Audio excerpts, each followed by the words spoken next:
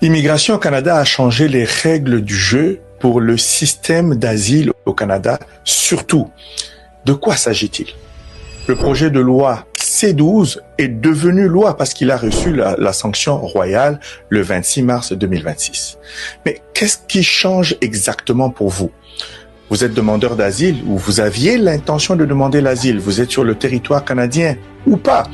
Allons très rapidement regarder ce qui a été annoncé par le gouvernement. De quoi s'agit-il? Quels sont les changements? Quelles sont les nouvelles exigences? Très rapidement, vous allez voir ici que le système d'asile protège les personnes. D'accord, mais le changement en soi, c'est quoi? Ici, les demandes d'asile présentées plus d'un an après l'entrée initiale d'une personne au Canada, après le 24 juin 2020, ne seront plus déférées à la Commission de l'immigration et du statut de réfugié, même si la personne est partie depuis et est revenue au Canada. Eh bien, qu'est-ce que cela veut dire? Ça veut dire que après le 24 juin 2020, si vous êtes venu au Canada, même si vous êtes venu en visite, vous êtes venu travailler, permis d'études pour étudier et vous êtes reparti chez vous, toutes les demandes d'asile qui ont été soumises par des personnes qui sont restées au Canada au moins une année ne seront plus envoyées à la Commission de l'immigration et du statut des réfugiés.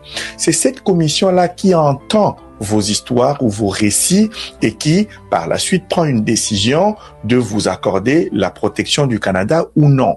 Alors, qu'est-ce qu'on dit? Qu'est-ce que le changement fait? C'est que les demandes d'asile ne seront plus déférées à cette commission-là, mais ils vont directement, pour ceux et celles qui pourront, avoir l'opportunité ou la possibilité d'aller en demande d'évaluation de risque avant renvoi. Qu'est-ce que ça veut dire? Ça veut dire que pour certaines personnes, même si on n'envoie pas votre demande d'asile à la commission pour être entendue, on peut quand même vous entendre, mais de manière écrite, ça va être à l'écrit, vos explications pour quelles raisons est-ce qu'on ne devrait pas vous renvoyer du Canada. Si cette entente, je veux dire, si cette procédure ERAR, on appelle évaluation de risque avant renvoi, est positive, alors à ce moment-là, vous allez être autorisé à rester sur le territoire canadien et peut-être demander la résidence permanente. C'est ça le changement. Le gros changement, c'est que toutes les personnes qui sont arrivées au Canada depuis une année